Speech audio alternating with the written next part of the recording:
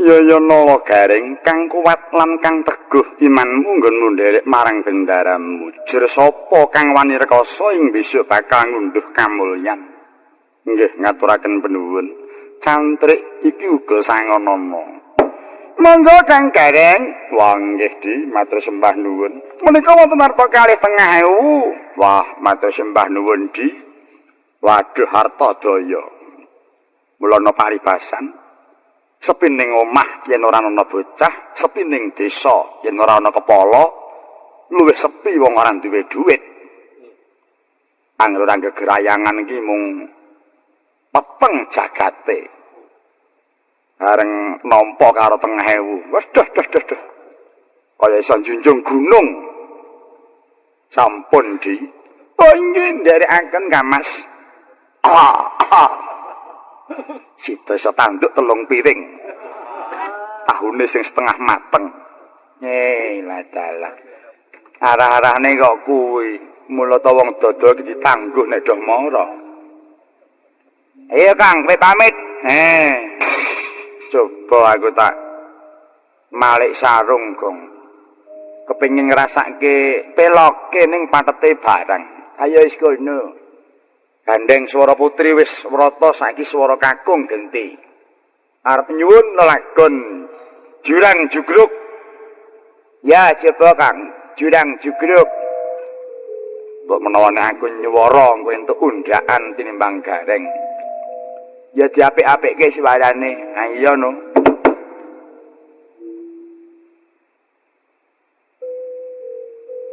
Pantine bangun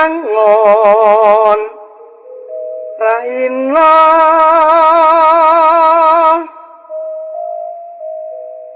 protani aklar ing saben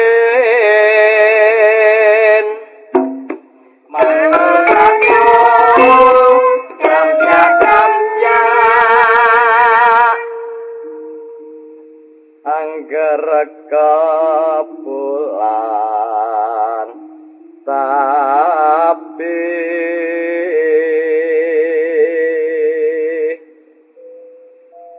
piyang tanihan jeleh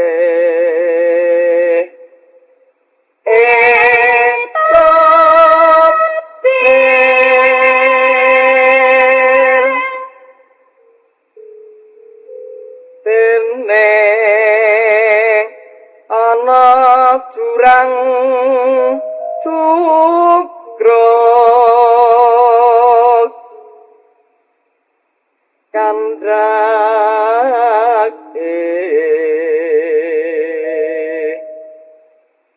lining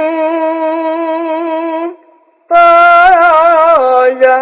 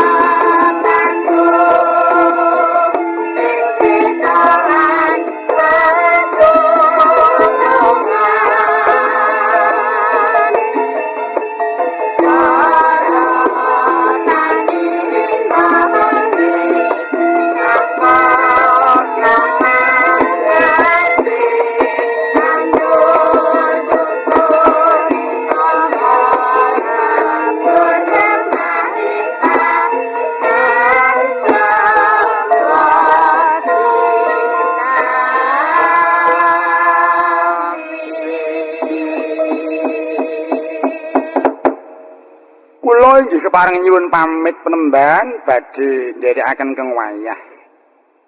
Ya Petruk, ora liwat nyangoni slamet. Dedekmu gedhe dhuwur. Sarwa longgar pikirmu. Tansah gedhekno marang kesabaran Petruk. Nun inggih. Mugi pangestu paduka ndayanana dhumateng gesang kula penemban. Iya. Tantri iki uga weneh ana sangu. Monggo Kang Petruk wonten arta 2.500. Weh. Sajake tanpa undhusuk dipadha kabeh. Ora enak undhusuk ki ora enak ya wis. Ora gelem ya wis ora usah nampa, nek gelem ya ditampa. Tinimbangane ngecet lelut. Ha iya. Monggo nggih, matur nuwun Di. Lowong kena nggo tuku bobok. Kena nggo ngumbahke beskap. Kena nggo nglerakke jarik. Amit Kong. Yo karo 10.000 lho, Kong aja ngarep-arep punjulan lho. Ora. Kajaba nek kowe gelem jaga pengeras lah kuwi nang ngitunge dhewe. Aku nek nyetel malah kobong kok.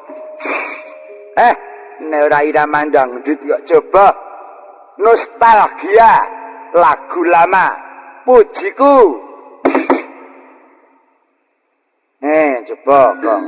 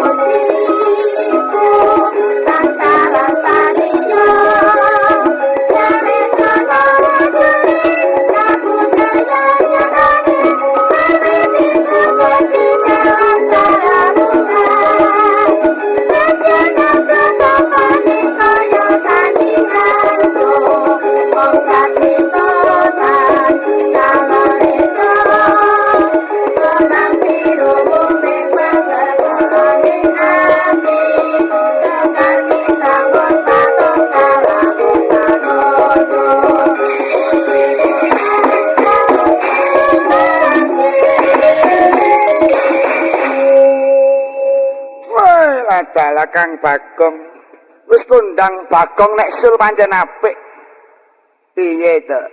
Tak rewangi Bagong ki rak ya mung perkara sul kuwi iki. Jan ora cah kaliya iso gandrung karo aku perkara golek usul. Lah syukur Kang, syukur. Sampeyan pancen sregep nyambut gawe melosul nggih. Dikeparengake piye karep aku ya mung sul kuwi. Keuntung aku ya mung kuwi. Oh nggih. Kula nyuwun pamit nggih, Mbah. Ya Bagong. Muga-muga kuwat awakmu, aja ketaman lara. Marga kowe kuwi sratine bendaramu. Yen nganti kowe lara sapa sing dikongkon-kongkon? Mung kajaba kowe, Bagong. Ngestudipun penemban. Matri dawuh kalian kang wayah ken membaske mantol. Iya. Santri weneh ana tukon mantol. Monggo Kang Bagong, sampeyan kula caos siarta gangsal 1000. Aduh. Matur nuwun. Lah kena nggo mitoni bojoku.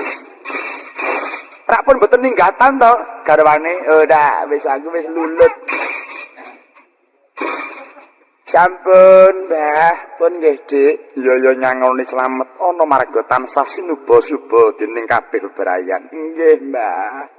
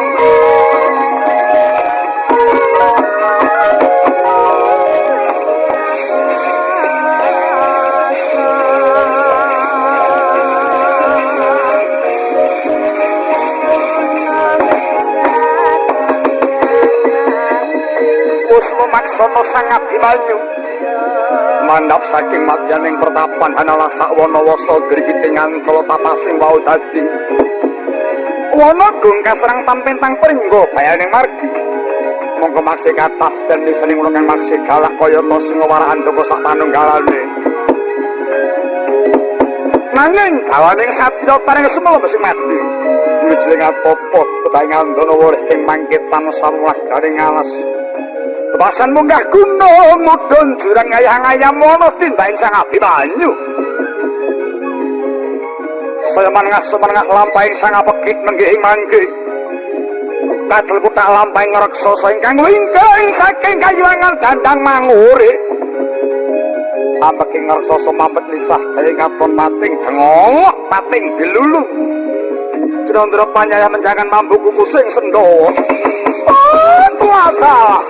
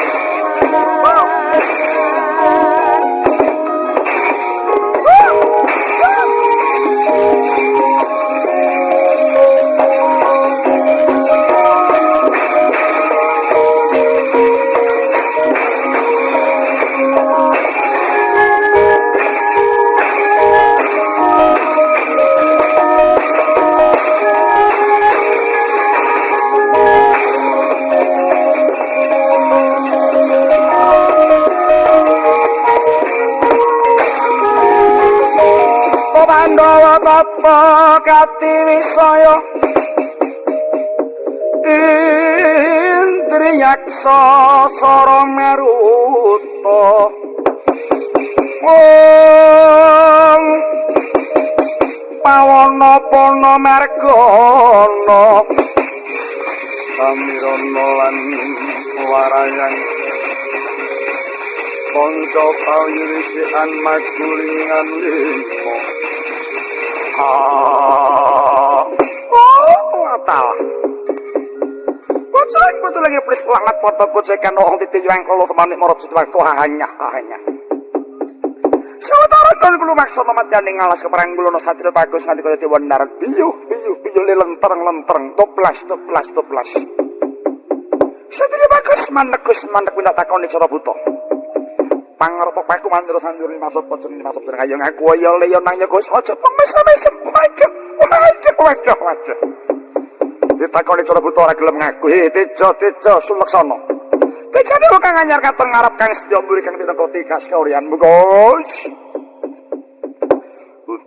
buta widimu pating cari pratolahmu kaya manuk beranjangan menawa sira tambuh marang aku balik ngendi dangkamu sapa prajekamu waduh babu ditakoni turun bloko junjung dongkong lu tambah marang aku iki bisa kebadyane kayawangan dandang manguri kaseting patari permuni haranku ditya kala lintring moyo aku kala lintring moyo ya nadyan kowe sapa Gus aku sapa kowe iku seneng wae Satriwing Plongkowati kekasihku Raden Angkawijaya Raden Angkawijaya ya Raden Banjaran Sari ya Raden Abimanyu wah Abimanyu ya Joko Pengalasan wah Joko Pengalasan para sedaya menawi ngalas aja temambuh marang lagu Kumara Sumingkira bakal tak gawe liwat ora kena pajut kudu bali aweh mbajut ora weh ngurudha paripeksa ora ora kawar kenteng ora nono ora-oran janur kuning ndas buta pating cipopok ndak sampar ndak sandung rambut ngupet padha ndak pagas curiga lho wani karaku apa kang tak wedeni to Pandhawa tata Kadewisaya Indriyaksa Sara Maruta Pawana Pana Margana Kaji gedhe dhuwur kurang gedhe kula mega kurang dhuwuran cianci ohal doko kaji sugih japa mantra ora nono jamak ing satriya meguru batang ing raksasa Hardawalipa dasar yaksa kapara sangka lena panggenanmu kelakon tatapmu tambro tatamu Gus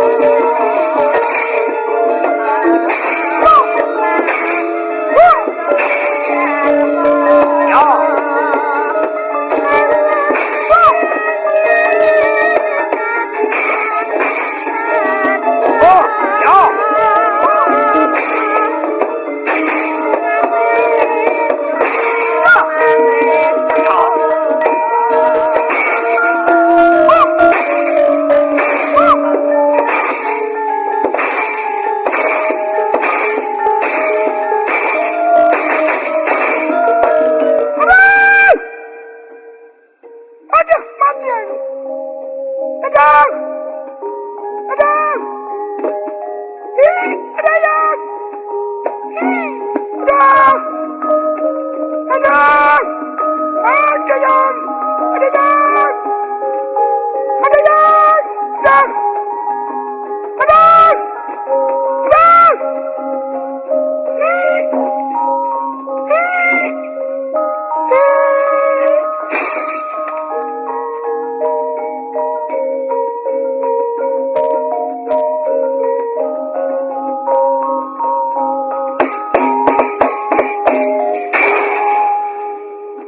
Awas! Hei! Hei! Hei! Hei! Hei! Hei! Hei! Iya! Weh, kancaku mati! Hei!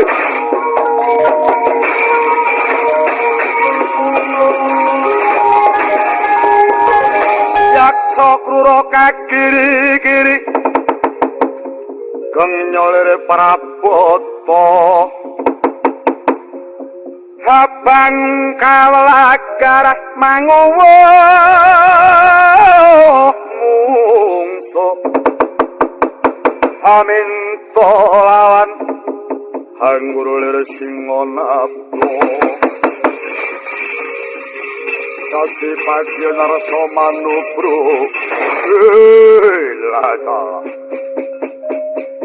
selawase dadi kanca durung taur begitu tetes daging tampil weruh-weruh wis nglethaki raja satriya pilakno patine kancaku lalu mati mara mati ora ngerti kiri daling butuh atuh balang promo cerak saut sambar ki nganggo kirik mletuk wadamu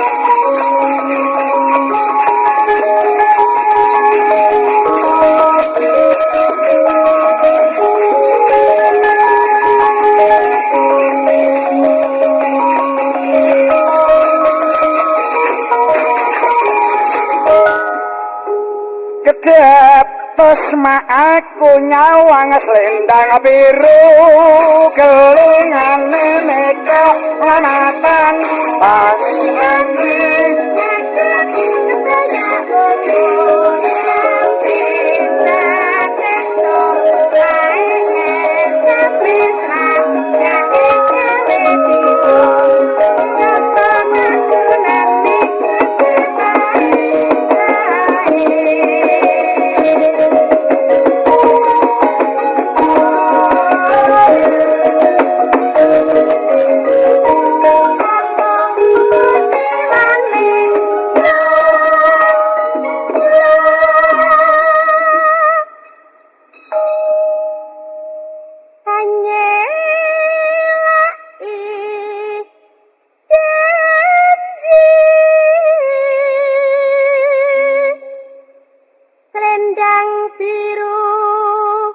Selendang biru among ngenaki hati ora tekan batin setiamu selendang biru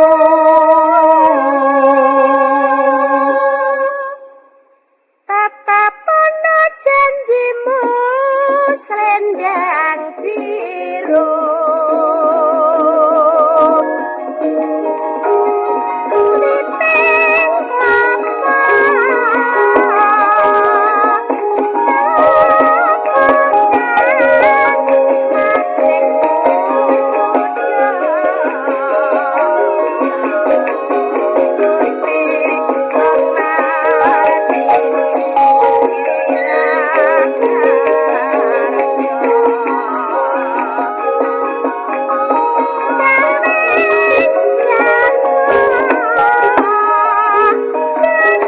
Jangoso kaya sontoloyo kengono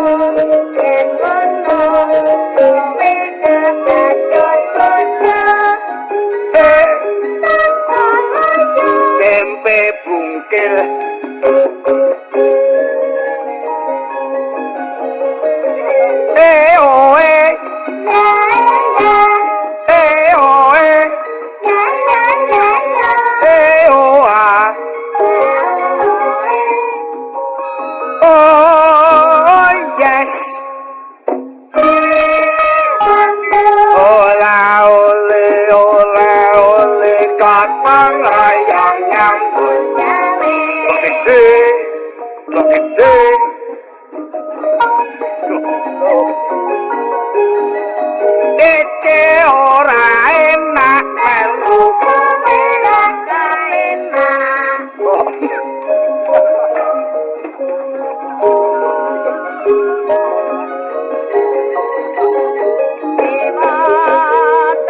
ya ngono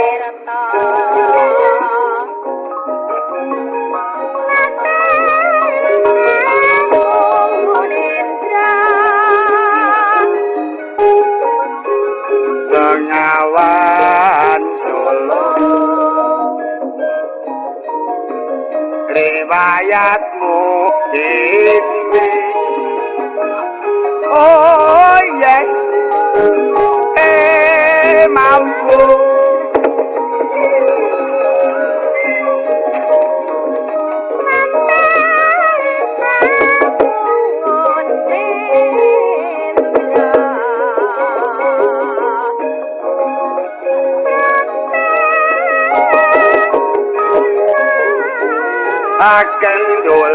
akan duli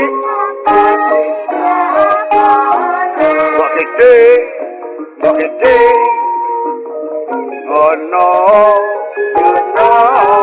ece ora enak mbok mangun kutil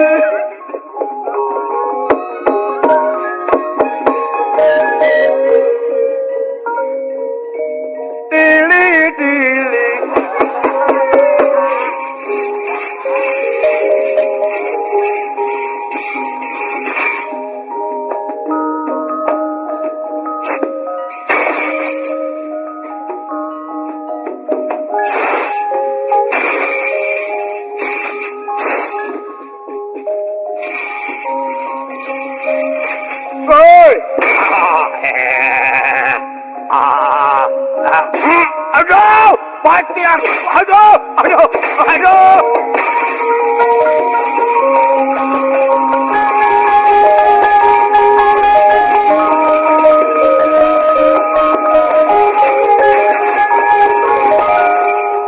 Aja nglokro kaya Suntoloyo mudar kowe. Kowe kebacut mati. Andek pun ora wae sembodone isih urip raro. Ketaman jemparing ora mati pedhot usus marwara. Ayo cekak endi tunggale maju leganing atiku. Ora mati kita biyen. Mati kowe dadak metu ora urung modar kok. Weh buta galiyuk ta iki. Bangsa lembut ki ya ora ketok bleger. Marga wong lelembut mula ya mati. Ayo saiki ndi? Nah itu karepe. Wis mati meneh. Mayar tibake mateni buta. Ora sembodo mempenge dela kok mati. Mangsamu ki. Ayo kowe. Oh iki mat. Wah. Tibake sing sok dodol kupat. Tak kira buta. Lho nek mangga padha to, mangan tak kira.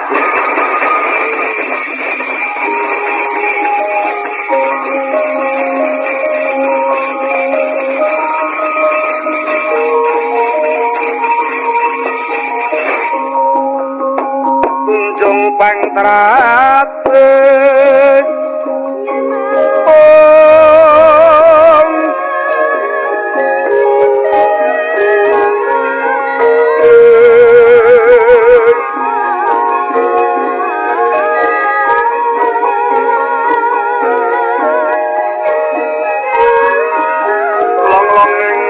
Mangu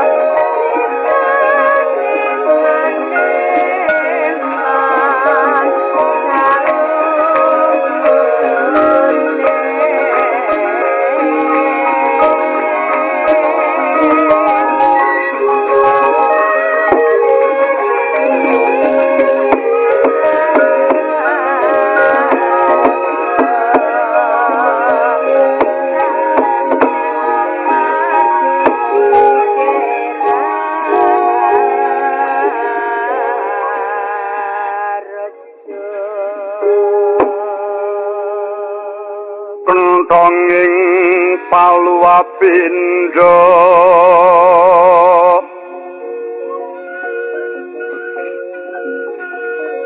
wang siting kakung karakan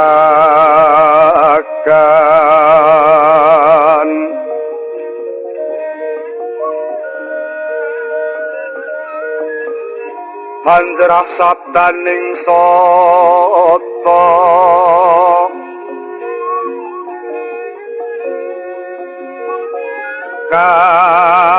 kakuluru asauran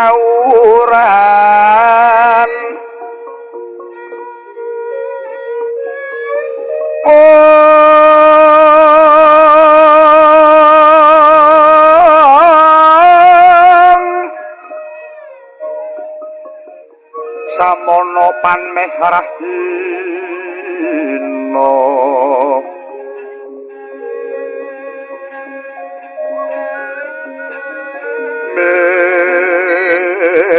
meko pangkaton sumirat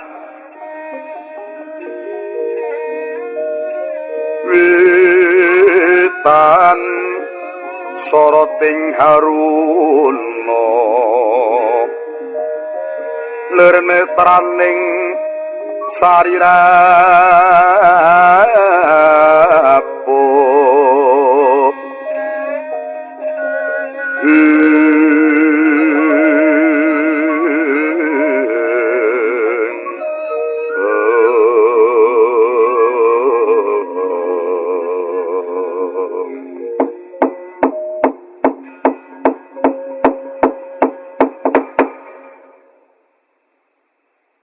sampun ludes keles tanpa tilas ketinggal tapis barisaning raksasa sami dumugi pecah banggi rebah amblasah jerbabah kasulayah ana ing lemah kaya gelagak kapidake gajah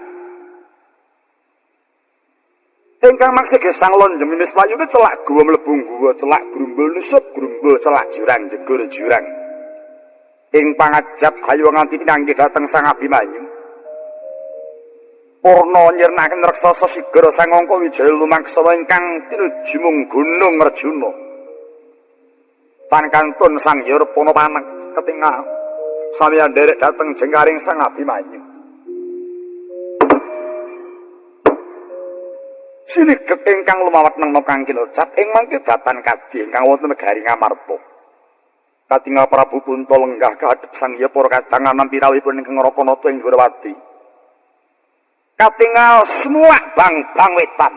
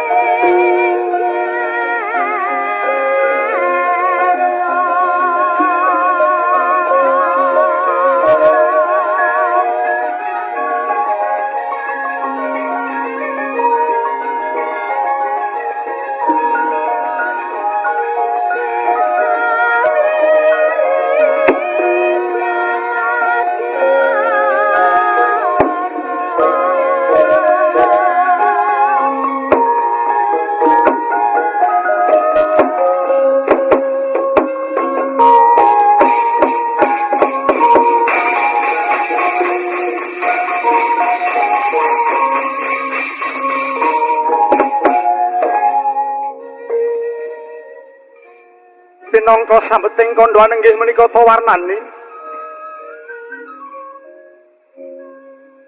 ingkang awasta nagari ing Ngamarta ya negari Ngendra Prahasta ya praja Mbatana kawarsaya negara Cintakapura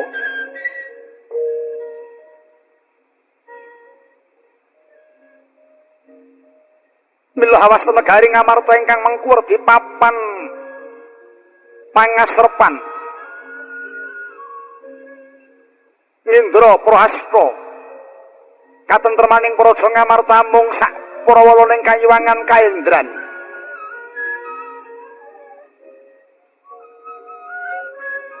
sinebat nagari Mbatana kawarsa nggih kinarya papan pepuntoning ilen-ilening toya Jawa Cintakapura kedatoning Sekar Pudak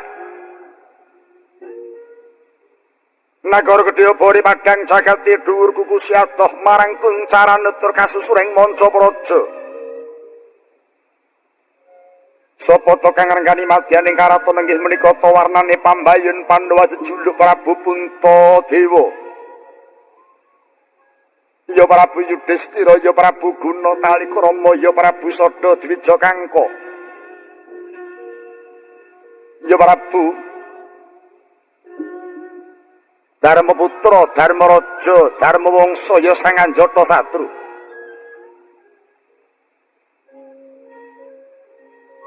Mila dijuluk Prabu Puntadewa sang nata dadi rasaning para dewa. Yudhistira dadi titi sing jem Yudhistira kawarti. Guna tali krama sang Prabu pinter naleni basa. Sada dwija kangka sang nata lair ing mangsa 12. Darmaputra kabung putra Bathara Darma. Darmawangsa nalendra ingkang duwing kewajiban Darmaraja jumenenging sang katong seneng kuyung para kadang catur marambah para kawula sanegari Ngamarta. Anjata Satru ratu ingkang datan darbi mengsah lila ing donya legawa ing patmilutan mokal lamun to katengaran ludira setula bet saking sucining penggalih.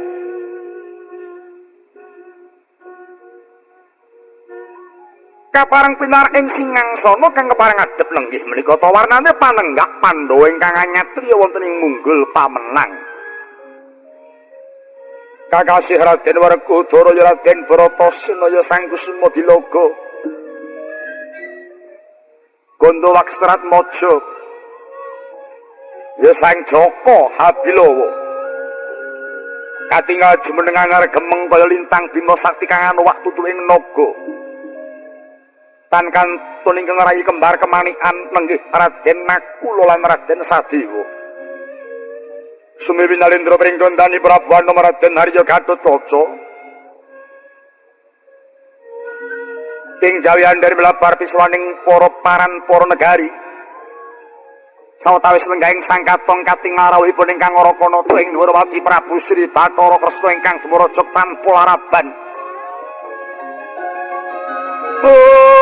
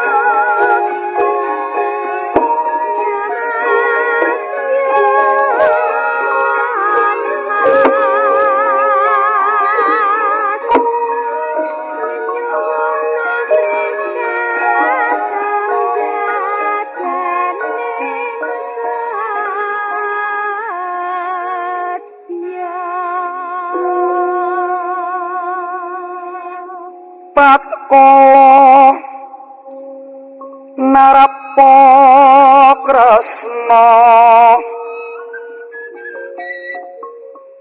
tan tulus hanya kroring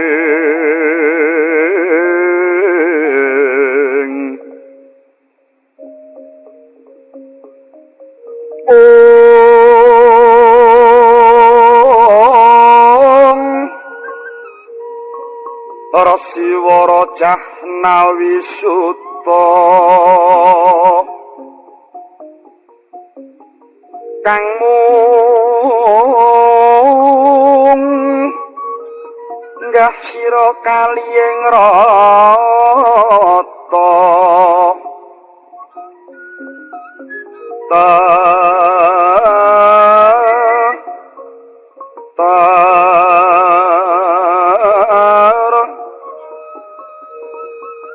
tumnyuwangaken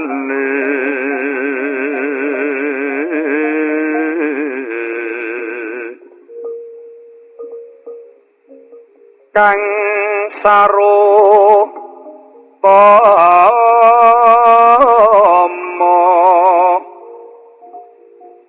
kang werta magawe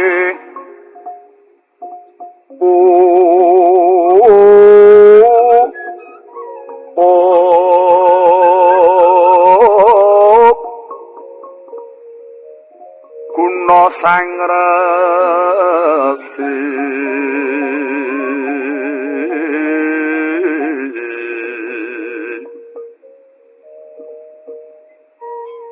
leleh mangwa tatar ujuwala tekan suwuh humyat diri sang wara Sri kan dikarnane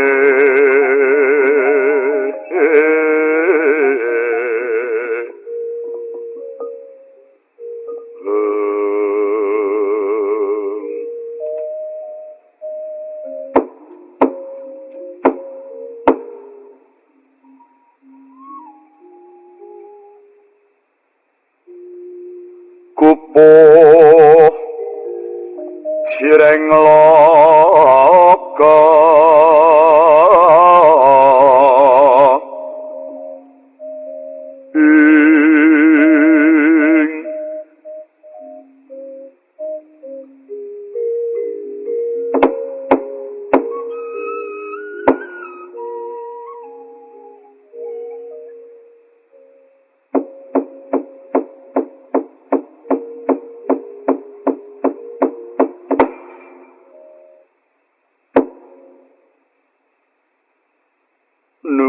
Nuwun dereng dangu sarawuh paduka Koko Prabu ing Dwarawati.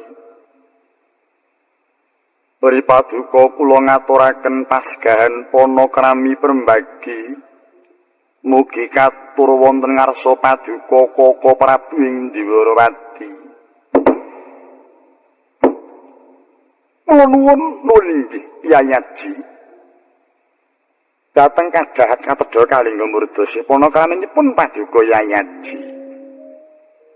Lulus raharja piswaning rakanto kalis ing beda manggih ing kayuwanan. Wangsul puja pangastawanipun ingkang raka mugi katur wonten rasa paduka Yayi Samiyaji kawula nuwun.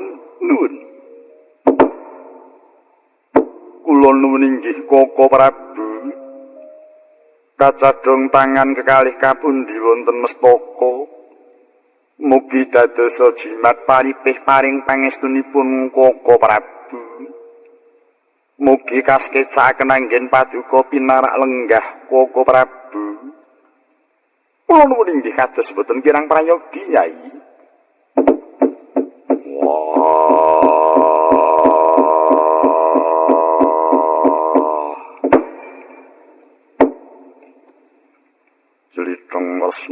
kakangku.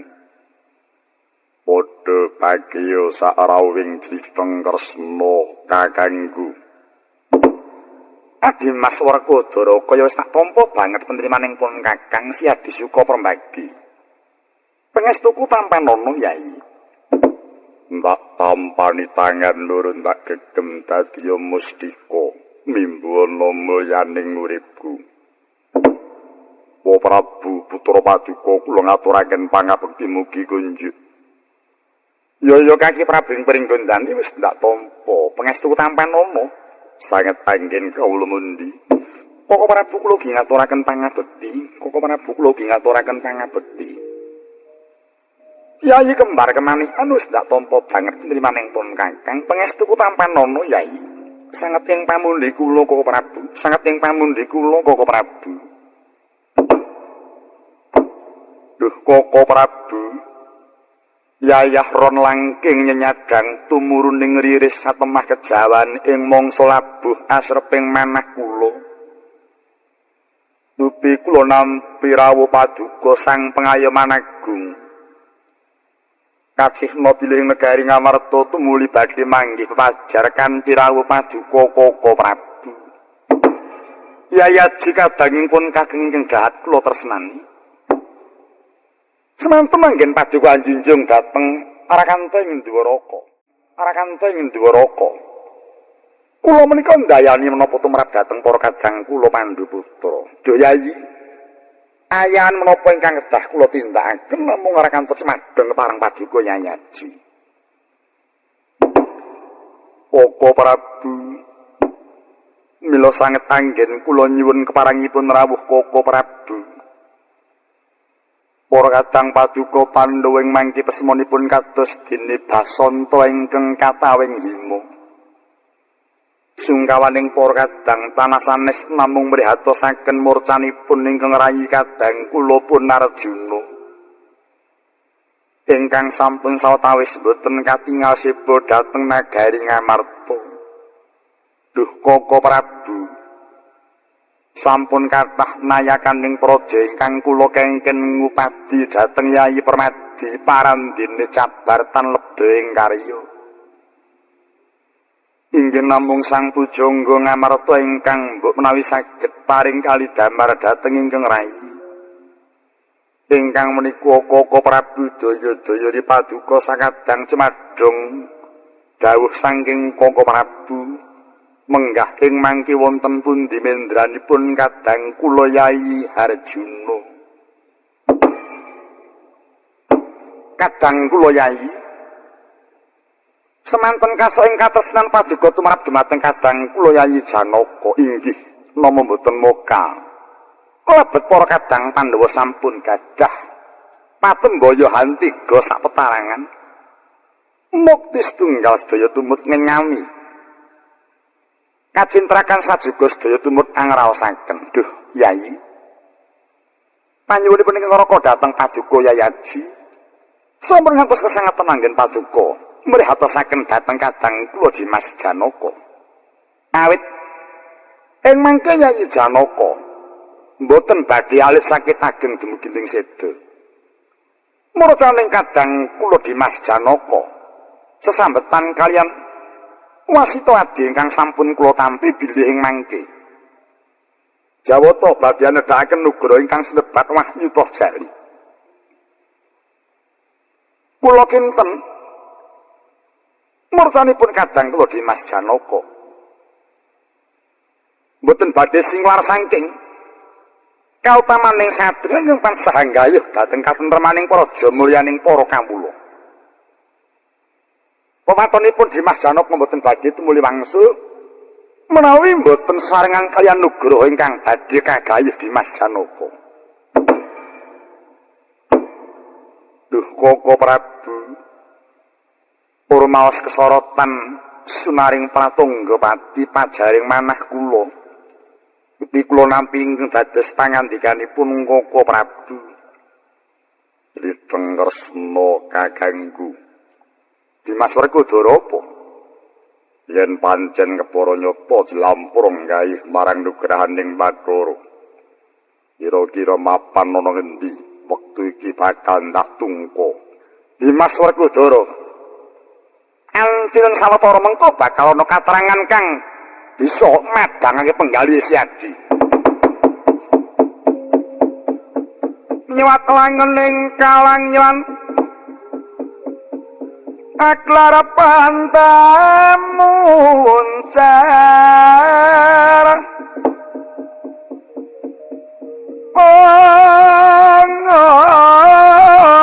tinon lirik kakonang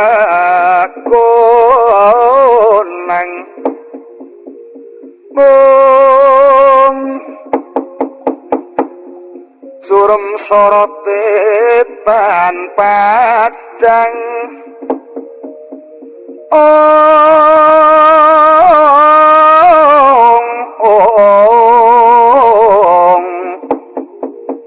kasor lan pajaring purnaming gegono himbohana wenging ujung ancala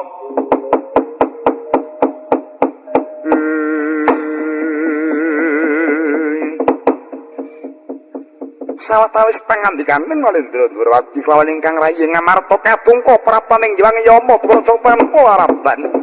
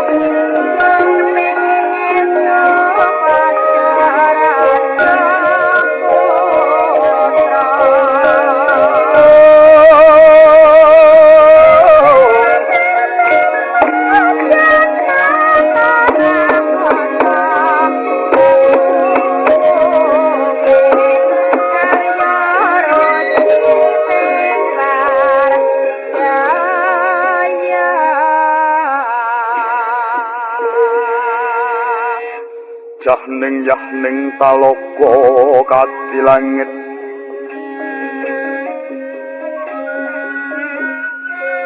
mambang tang pasulan upamaneka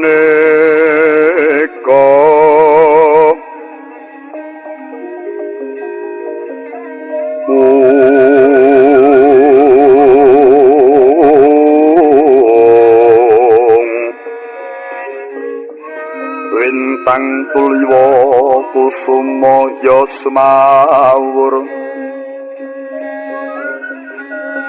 lumrang kati celada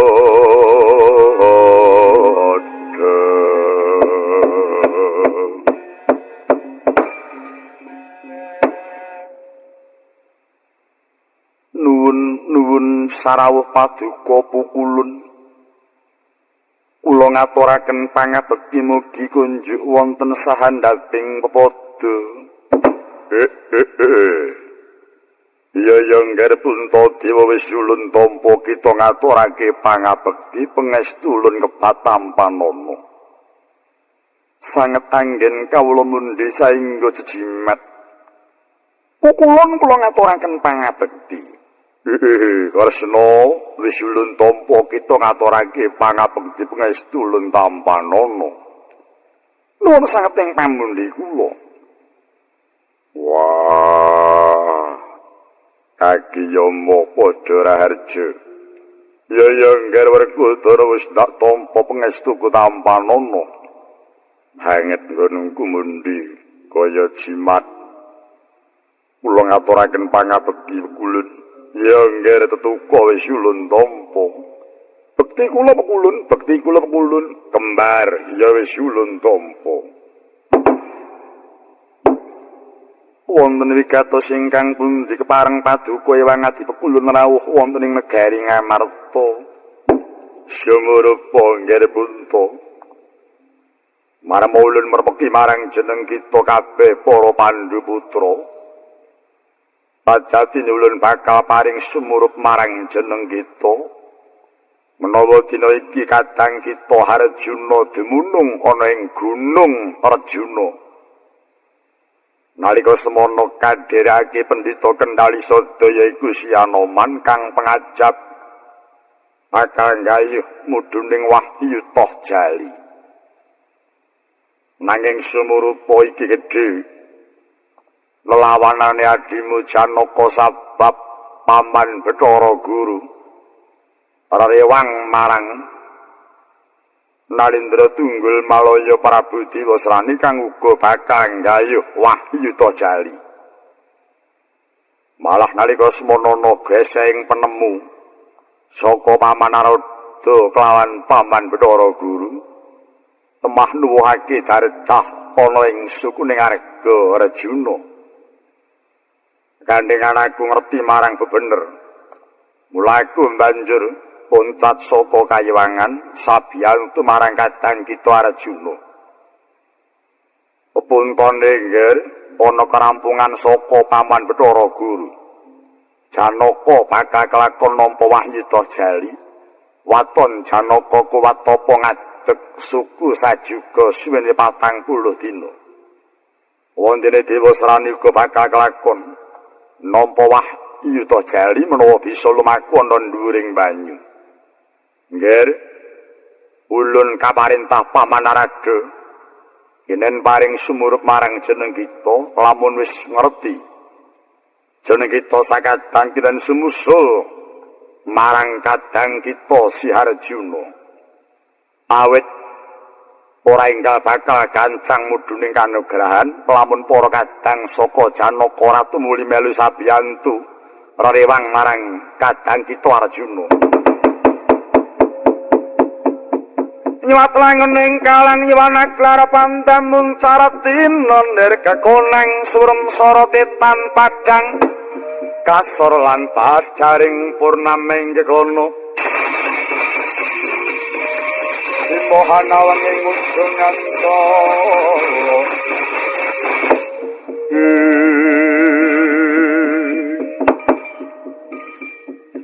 Koko Prabu sesembahan kula, Koko Prabu pepunden kula. Sampun wonten katerangan saking Hyang Yama tumrap kadang kula Yayi Janaka.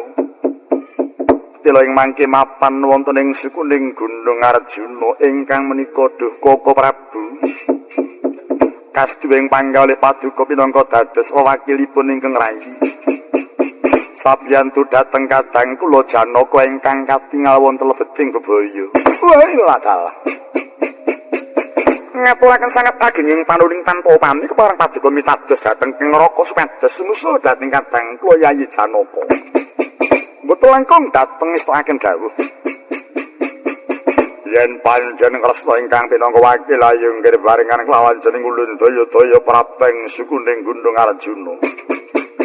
Ya kepareng kula nyuwun pamit tumuli badhe nderek ulun Yamadipati. Inggih Koko Prabu mboten langkung namung ngandhiraken Raharja. Werkudara Kresna kakangku apa enggal nyuwun pamit tak kanthi sumusul marang adimu. Ngestake dawuh marep kakangku aku njaluk pamit. Ya Dimas Werkudara duga-duga digawa ngati-ati aja keri. Gathot nuwun wonten dawuh pamit tawakmu. Prabu kula nyuwun pangestu. Iya nggih tetuka. Mangsa Badawa anggon kita bakal ngawat-awati marang pamanira Harjuna. Kawula nuwun iki dateng sendika ngestakaken dawuh.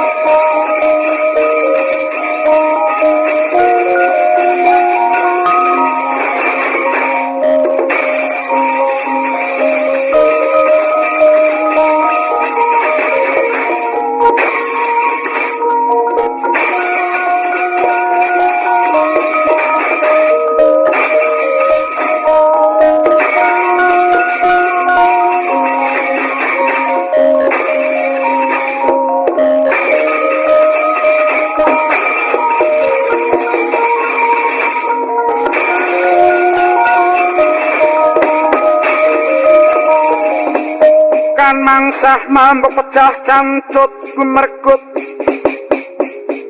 manjing samudra nuliwa treng